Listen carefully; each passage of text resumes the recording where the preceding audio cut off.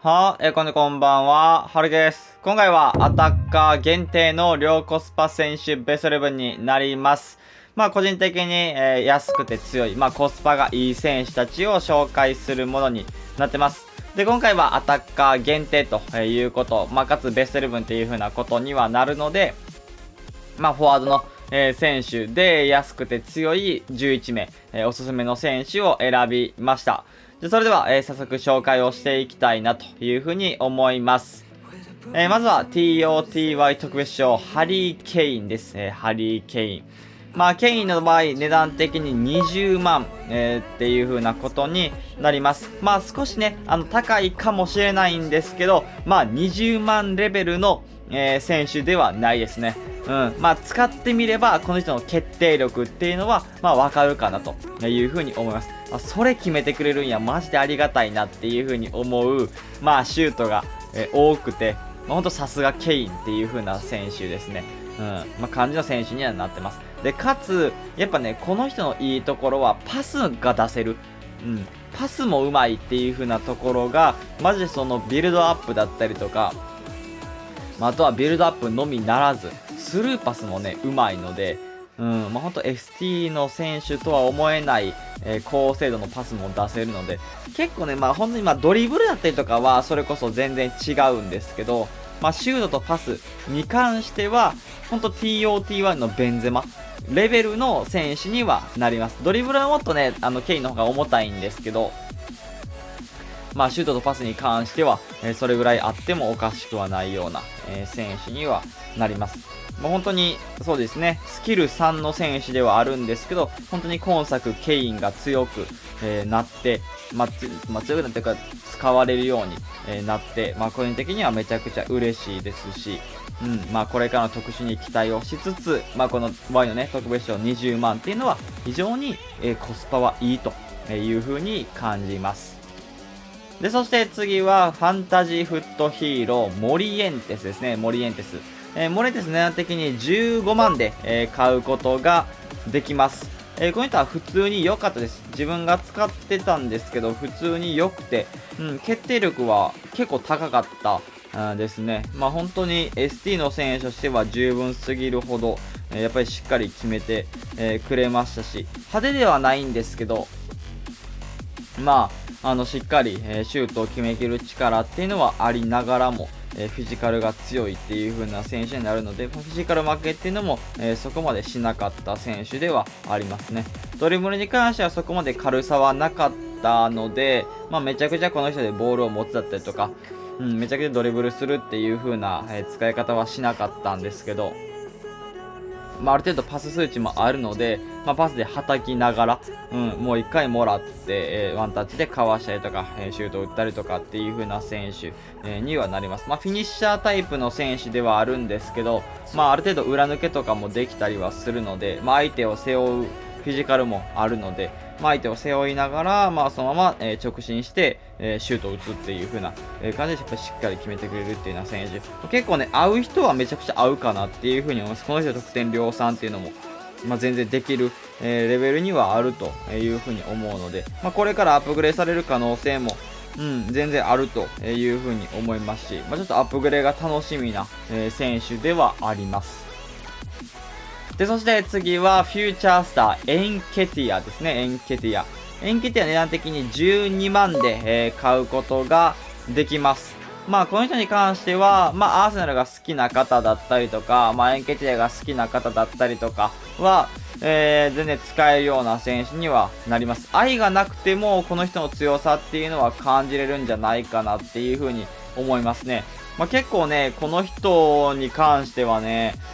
それこそ冷静さが低かったりとか、あとは逆足3だったりとか、ちょっとね、気にはなる部分があったんですけど、使ってみても、冷静さが低いのは、低いのはちょっとあるんですけど、それでもね、やっぱりしっかり決めてくれましたし、逆足もね、そんなには気にはならなかった選手ではあるんですよね。個人的にちょっと数少ない、選手というか、あんまり気にはならなかった選手ではありますね。逆足3.4とか、あるんちゃうかなっていう、ぐらいの選手にはなっていたので、まあ、プラスね、やっぱ、アーセナルを応援してるっていう風な選手は、愛もね、そこに入るでしょうし、まあ結構楽しみながら、使えるんじゃないかなっていう風には感じます。で、かつやっぱ12万はね、結構安いというか、その時ね、当時自分は17万ぐらいで買って使ってて、普通に強いなっていう風に思ったんで、まあその中で、まあ今ではね、現状下がってるっていうようなことに、なりますし、まあおすすめかなという風に思います。プレミアの ST だとね、やっぱみんな高かったりは、するので、まあスキル号だったりとかはないんですけど、個人的には全然おすすめができるプレミアの、ストライカーかなという風に感じます。で、そして次は、フットバースデー、エルシャーラウィですね、エルシャーラウィ。エルシャーラウィ値段的に54000で、買うことができます。まあ、スキル5がありつつ、そしてスピードだったり、ドリブルもかなり軽いような、選手になってます。なんで本当にドリブラー向きというかの、選手で、まあ個人的にはサイドで、使うっていうのが一番いいかなという風に感じます。役割意識ミディミディはね、少し残念ではあるんですけど、まあそれでもオンザボールで輝けるような選手にはなってますし、パスもね、うまいっていうのも、非常にいいポイントかなという風に思います。決定力に関しては、まあめっちゃ高いっていうようなことではないんですけど、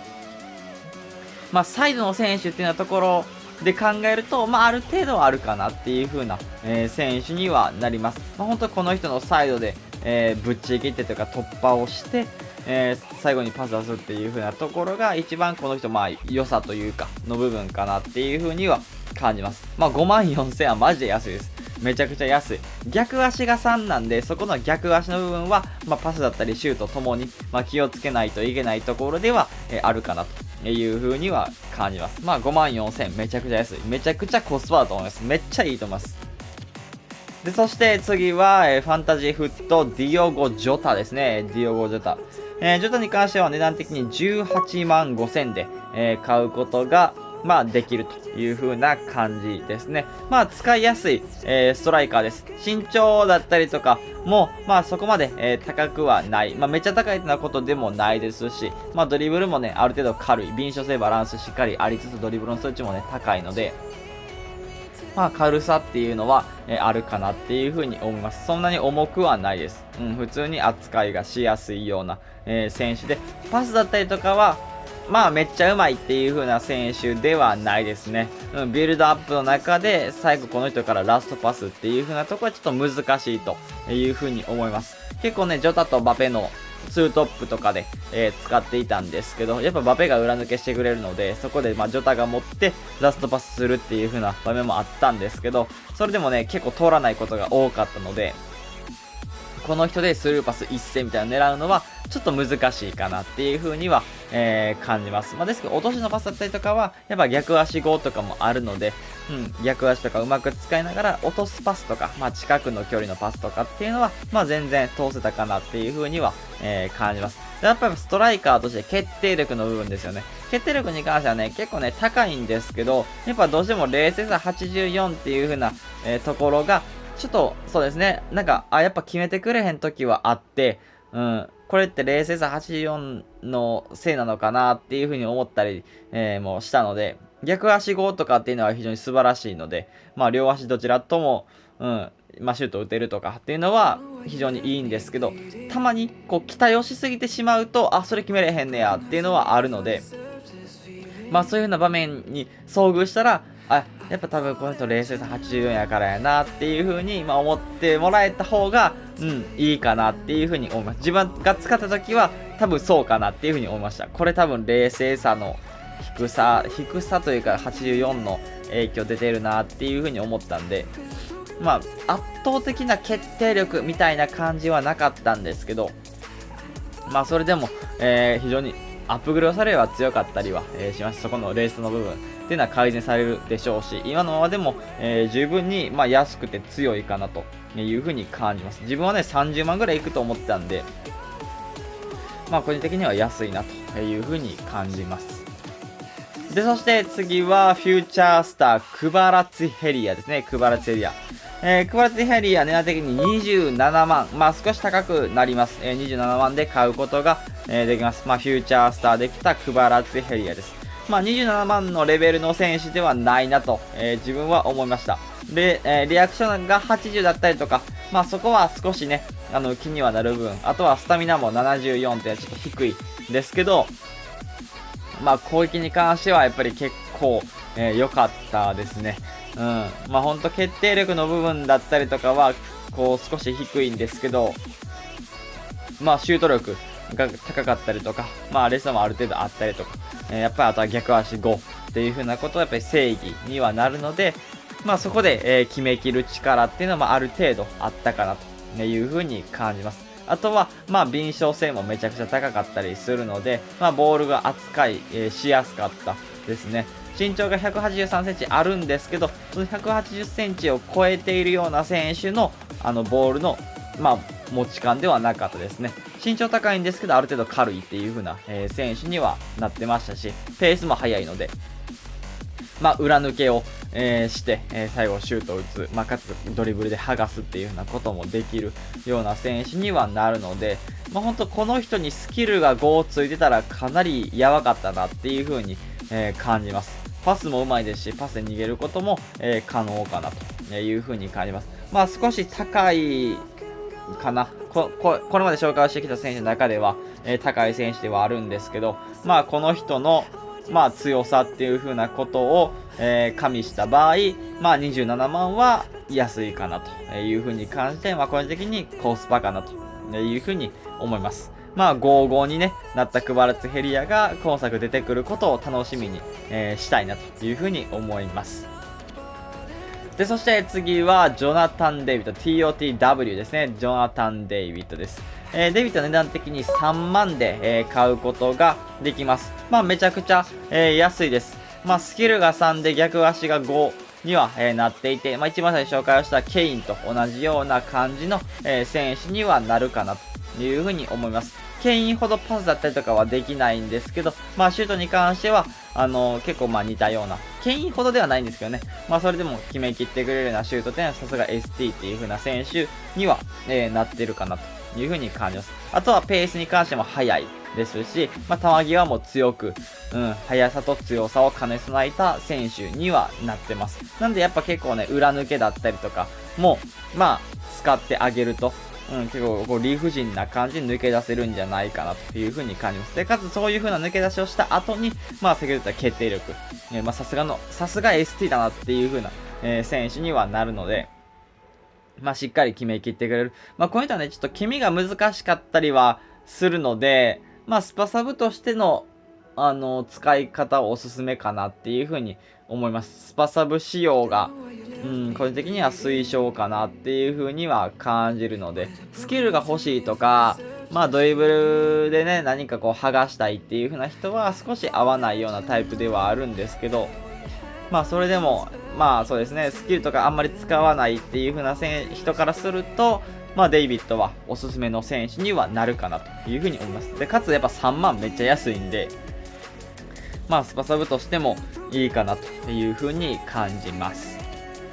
で、そして次、ウィンターワイルドカード、ラカゼットですね、ラカゼット。ラカゼットの値段的に12万5000で、買うことができます。まあ、リーグワンでそもそも ST でスパサブじゃない、スキルが5っていう風なことが、まあ、珍しいかなっていう風に思います。まあ、ウィンターワイルドカードでスキル、ウィンターワイルドリーグワンでスキル5って、まあ、やっぱチェルキとか、まあ、バペとか、あとはネイマとか、そこら辺の選手しか今のところは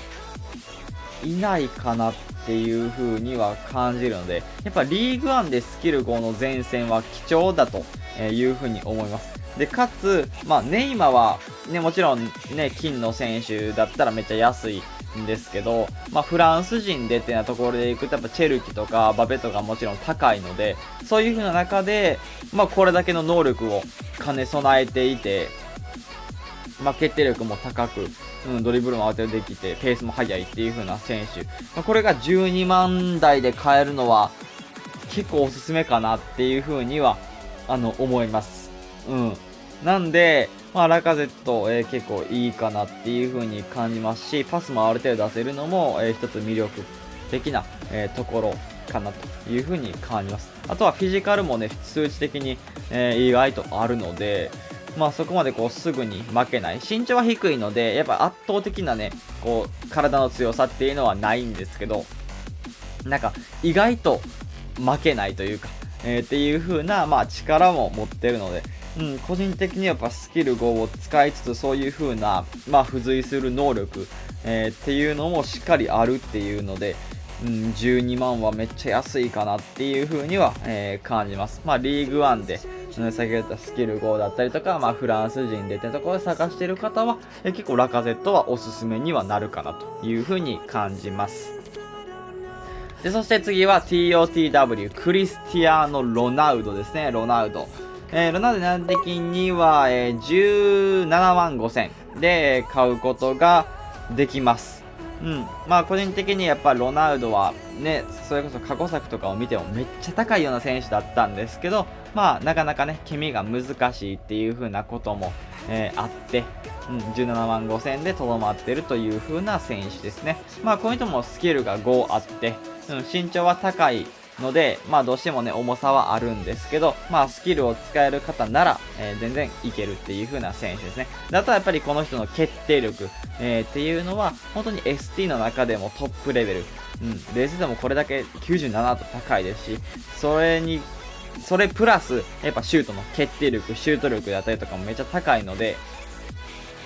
本当に ST としては最強クラスの、決定力を誇ってるなという風な選手ですね。あとはペースの部分ですけど、めっちゃ速いっていう風なわけではないんですけど、フィジカルもあるので、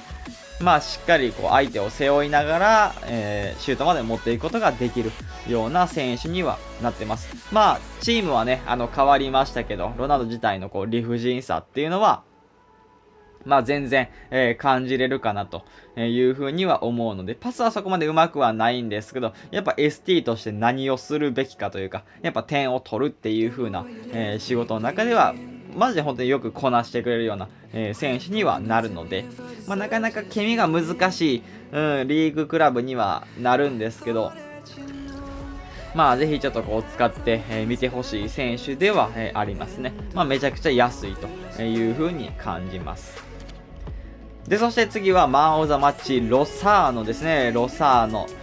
ロサーノ値段的には3万2000で、買うことができます。この人もね、個人的にデイビッドと同じような形で、スパサブとして、使うのがおすすめには、なってます。ですけど、デイビッドとはまた違ったタイプで、スピードがめちゃくちゃ速くて、ドリブルもめちゃくちゃ軽いという風な選手にはなってます。その分、フィジカルはないという風な感じの、選手ですね。なんで、この人もね、自分使うときはやっぱサイドで、ぶっちぎるというか、っていう風な選手として、使っていて、デイビッドはどちらかというとやっぱ ST、決めきるっていうような感じの選手なんですけど、ロサーノは突破していって、最後横パスで、アシストするみたいな、感じの選手にはなってます。ロサーノはね、めっちゃ速いですよ、やっぱスピード、これだけスピードある選手がね、途中から出てきたら嫌やろなっていう風に、感じるので、ほんと置いていけるようなスピードを、持ってますし、ドリブルの細かさっていうのもあるので、ほんと使っていて、使いやすいなっていう風には感じます。決定力だったりとかは、そんなにめっちゃ決めきってくれるっていうことはないんですけど、ふとした時に決めてくれるなっていう風な感じです。やっぱレースでもないので、圧倒的な決定力っていうことはやっぱないんですけど、それでもほんとこう使いやすい、選手で、結構自分的にはおすすめの、選手、スパサブ、にはなるかなという風に感じます。で、そして最後ですね、TOTW、ソン・フンミンですね、ソン・フンミン。ソン・フンミン値段的には17万で、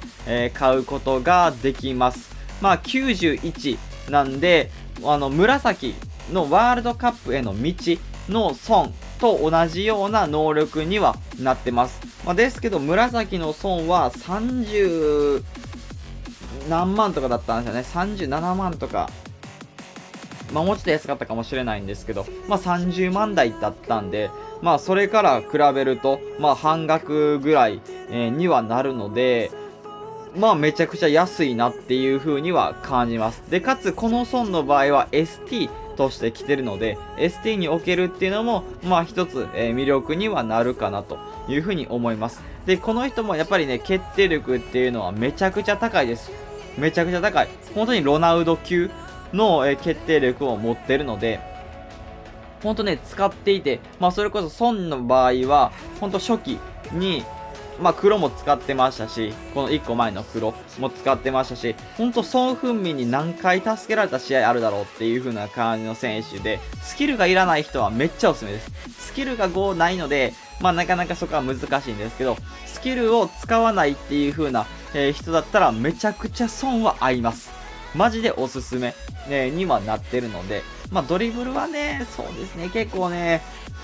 まあ、重さがある時もあるね、めっちゃ軽いとか細かいっていう風な感じではないんですけど、まあ、それでも、ほんとこう、ST の決めきるっていう風なところでいくと、まあ、ロナウドに、全然ついでもおかしくはないレベルの選手には、なるので、もう本当に使っていて、やっぱりありがたさっていうのは感じますね。で、かつパスも上手いので、まあ、全然ビルドアップでも邪魔にはならないですし、まあ、ミスすることも少ないっていう風な、ところで、まあ、ケミストリー的にはね、まあ、スパーズの選手結構出てきてはいるので、まあ、初期ほどね、めちゃ難しいってこともないかもしれないんですけど、まあ、ちょっと、かといってもね、めっちゃね、スカートに組みやすいっていうような選手でもないので、まあ、だからこそ17万なのかもしれないんですけど、まあ非常に、この人おすすめ。まあ ST、プレミアの ST の中でいくと、全然おすすめにはなってくるかなというふうに感じます。まあっていう感じで、これがアタッカー限定の両コスパ選手ベスト11になります。まあ、また時間が経てば、やりたいなというふうには思うので、まあ少しでも参考になれば嬉しいなというふうに思います。それでは今回これで終わります。いいなと思ったらチャンネル登録、高評価お願いします。それでは、バイバイ。